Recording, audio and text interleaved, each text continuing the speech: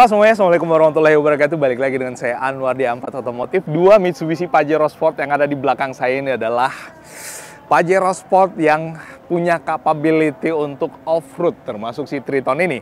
Dan ini adalah Mitsubishi Pajero Sport GLX manual 4x4 dan yang sampingnya, oh, bukan yang ini ternyata, yang ujung sono. Yang Dakar Ultimate 4x4 ini Dakar biasa. Waduh, keliru saya.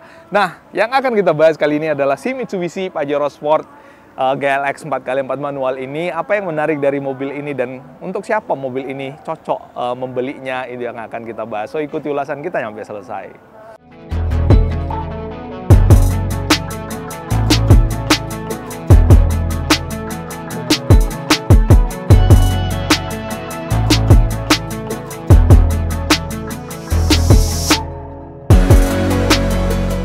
Nah, teman-teman sekalian, kalau kalian lihat ini, wah, itu empuk banget ya, khasnya Pajero Sport lah intinya. Tapi ya, ini kalau digoyang-goyangin kayak gini, kebayang nggak misalkan di pinggir jalan ada mobil goyang-goyang kayak gini, malah aneh ya. Aduh, kita skip yang itu. Ini adalah Pajero Sport yang belakangnya botak, nggak ada padnya kayak gini. Tapi ini adalah mobil yang kalau misalkan kalian di medan off-road, even Dakar 4x2 kayak gini yang area lebih mahal, itu yang ini masih lebih bisa jumawa, masih lebih bisa menyombongkan diri karena dia menggunakan sistem penggerak roda 4x4. Nah, kalau kita lihat di bagian belakang, nah ini jarang-jarang nih review mobil dari belakang dulu, biasanya dari depan dulu, tapi nggak apa-apa kita bahas dari belakang. Dari belakang mobil ini kurang lebih sama seperti yang ada di Dakar 4x2. Yang bedanya cuman nggak ada spoiler belakangnya aja. Tetap udah dilengkapi defogger, udah dapat kaca film juga yang V-cool. Lalu kemudian di bagian sini, oh dia nggak ada kamera mundur pastinya, dan sensor belakang juga nggak ada. Jadi mobil ini adalah mobil yang biasanya peruntukan untuk orang yang udah expert bawa mobil lah intinya. Intinya orang yang udah pro bawa mobil lah. Jadi nggak usah khawatir bawa si Mitsubishi Pajero Sport GLX 4x4 ini. Dan untuk bagian dalamnya, ternyata dia udah pakai tombol juga. Awalnya kupikir masih tuas, dan ini enak banget ini. Suspensinya enak sama seperti yang ada di Dakar, tapi ini kalau nggak salah masih dipasangin stabilizer lagi. Dan untuk bagian tempat barangnya ini kokoh dan kuat banget di sini.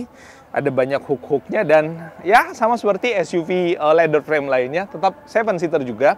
Tapi untuk jok belakangnya ini bisa direbahin dan itu bisa rebahnya bener-bener yang rata lantai. Jadi ditarik dulu bagian bawah dan ditarik tuas yang ada di bagian sini.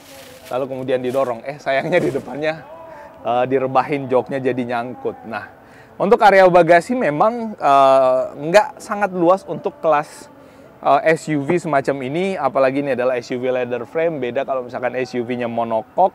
Tapi kalau dibandingin sama Expander sih, Expander masih lebih luas untuk tempat naruh barangnya. Tapi ini udah sangat cukup kalau misalkan kita mau naruh barang lagi, masih bisa direbahin kedua joknya ini. Dan tadi yang awal yang saya jelaskan adalah untuk siapa mobil ini dan alasan apa mobil ini dibeli sama orang. Ini pastinya sangat cocok untuk para direksi atau para pengusaha-pengusaha tambang yang suka mobil 4x4 tapi dengan transmisi manual, apalagi dengan harga yang nggak cukup murah. Selain karena dia menggunakan penggerak roda 4x4, tapi juga karena dia menggunakan chassis leather frame yang ada di bagian bawah. Kita ke bagian depan sekarang. Nah, untuk bagian depannya, sayang mobilnya kita lagi ada di gudang ya. Jadi overview-nya kita benar-benar yang di tempat yang cukup sempit, tapi semoga benar-benar bisa kelihatan. Untuk bagian depannya dia cluster lampunya pakai proyektor tetap dan lampu kecil untuk beamnya, dan untuk bagian bawah sini hanya ada lampu sein dan ada fog lamp karena nggak ada lagi fog lamp ditaruh di bagian yang paling bawah. Kalau yang Dakar ada lampu sein, cornering lamp, lalu fog lamp dan lampunya pakai proyektor. Nah, karena ini adalah kasta paling murahnya 4x4, dia pakai lampu yang biasa aja dan di sini nggak integrated masuk ke dalam, beda sama seperti yang ada di Dakar. Terus bagian depannya juga nggak ada yang begitu spesial kecuali bonetnya ini yang tinggi banget ya. Itu biasanya kalau misalkan mobil kayak ginian, mobil proyek ya. Ini sebenarnya Pajero kasta proyek atau kasta tambang. Dan biasanya kalian berpose dengan gaya kayak gini di medan tambang dengan sepatu boots yang udah penuh dengan lumpur, helm kuning pula. Ya, kita tahu bahwa mobil ini harusnya habitatnya berada di medan tambang. Untuk sisi samping, kita bahas bannya dan velgnya. Nah, Triton sebelah samping kiri. Mobil ini menggunakan ban Bridgestone yang dueler, tetap Ini adalah ban yang cukup mewah untuk mobil yang biasanya dipakai hancur-hancuran di proyek juga. Untuk warna velgnya menggunakan warna monoton ya, atau single tone, warna silver kayak gitu. Dan untuk profilnya dia pakai yang ring 16. Wah, ring 16 rupanya, harusnya sih ring 17 ya. Si Triton yang Exit apa Ultimate ini itu menggunakan yang berapa ya? Mana ini ring 17, aduh. Tapi nggak apa-apa, ini Pajero kasta penambang lah ya. Rem depannya dia udah pakai cakram, rem belakangnya masih pakai tromol. Nah, cover spionnya tetap mewah ya. Kalau kita ingat dulu Pajero yang lama yang 4x4 manual juga, kalau salah spionnya ada di fender, ini sekarang ditaruh di sini. Jadi lebih cakep. Dan ini kalau kita goyang-goyangin dari samping, ini goyang banget. Nah, karena memang biasanya mobil kayak ginian kan mobil yang ada di dalam proyek ya.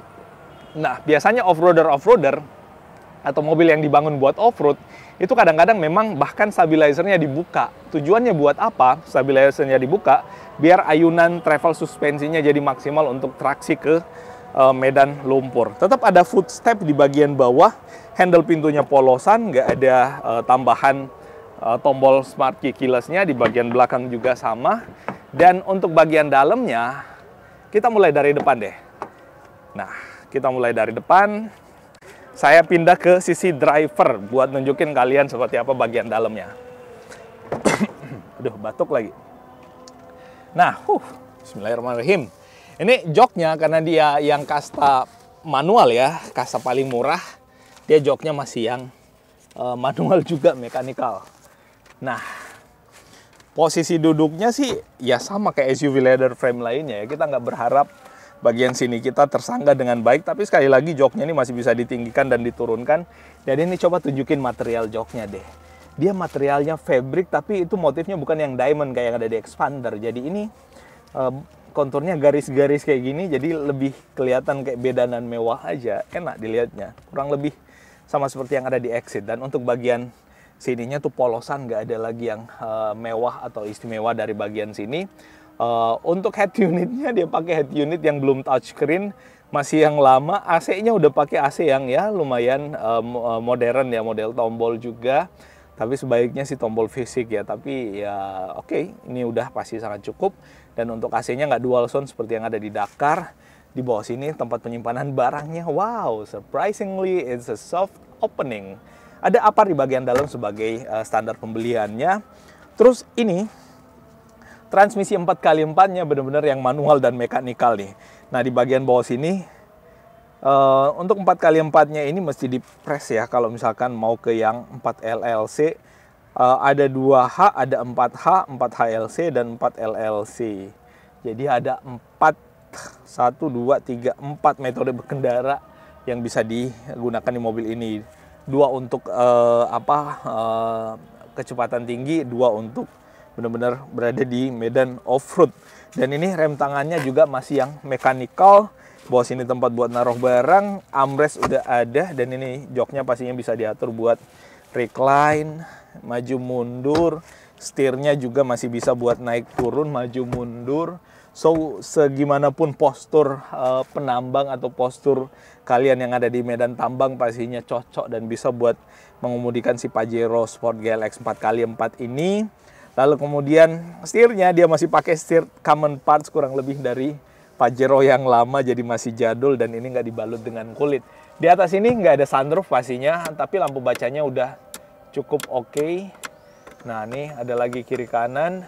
Terus tempat naruh kacamatanya gede banget. Dan ini ringan ya materialnya ya. Tapi udah cukup untuk yang itu. Terus bagian bawah sini ada power outlet, USB Type A, ada rear blower untuk bagian belakang AC-nya bisa diatur juga.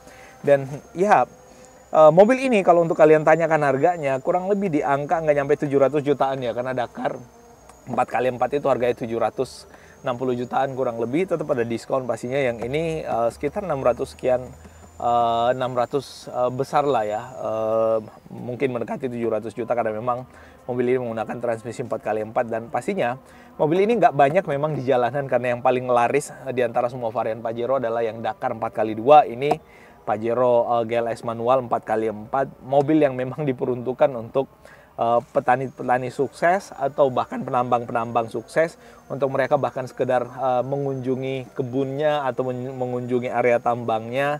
Dan sayang aja kalau misalkan yang dibeli adalah Pajero Dakar Ultimate 4x4.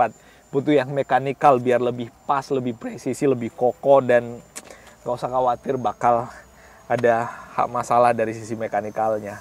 Nah, ini di baris depannya 3 pedal, dan ini koplingnya cukup empuk juga, nggak keras, kurang lebih sama seperti yang ada di Triton.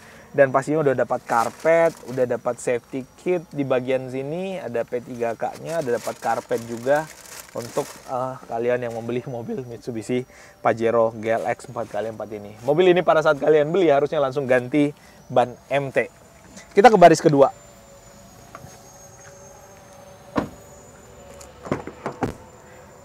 Nah, untuk baris kedua, nih sama saya mau naik juga buat nunjukin ke kalian. Di baris kedua ini ada dokumen yang jatuh.